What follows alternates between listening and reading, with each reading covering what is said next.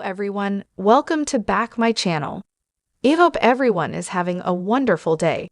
Before starting the video, please go ahead and hit the subscribe button.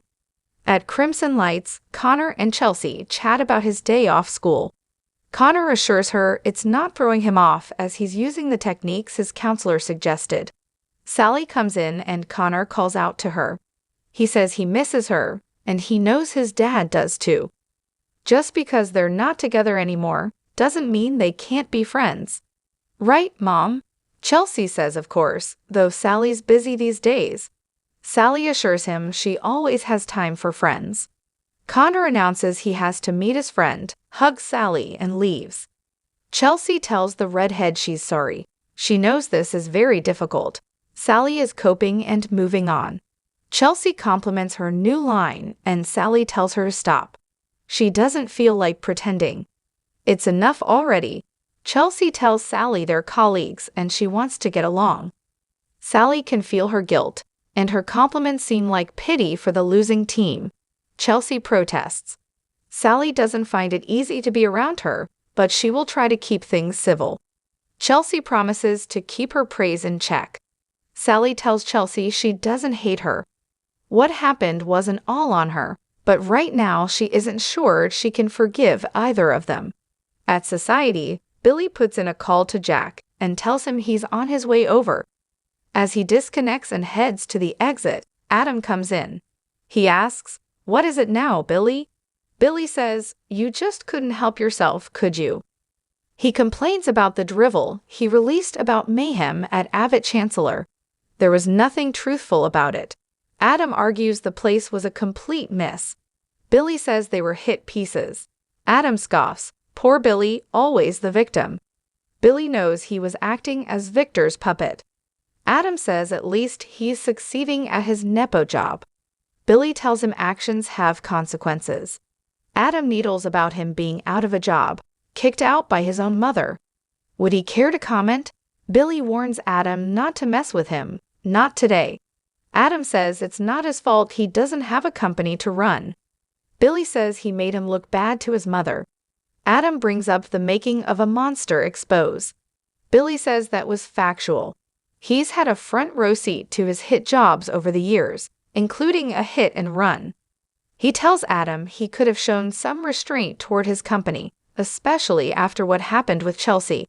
Billy has one request and asks Adam to spare Chelsea from his misery. In Sharon's living room, Daniel tells her he heard about her confession. What does he want him to say? Better late than never? He asks how she could do this to Heather. How could she do this to his family? Nick intervenes, but Daniel won't be deterred. He doesn't care if she admitted it. That's not enough. I want to know why you did it. You tell me why you did it. And I don't want any more lies from you. He rages. Nick holds him back as he yells, "Tell me." Michael cautions Sharon that she doesn't have to say anything. Sharon apologizes to Daniel. She has so many regrets. Daniel hollers that Heather's dead because she had the back of her head smashed in, and now he has to deal with Sharon's being the last face she saw before she died. Sharon wails, "I didn't mean for this to happen." Daniel tells her she made life miserable for his family for weeks, and now Lucy's mother is gone. Sharon apologizes again. Nick holds Daniel back as he sees that he wants answers and won't leave until he gets them. Nick warns Daniel to calm down. Michael says it's not the time nor the place.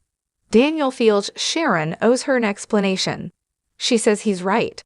Daniel asks if he went to their place planning to kill her.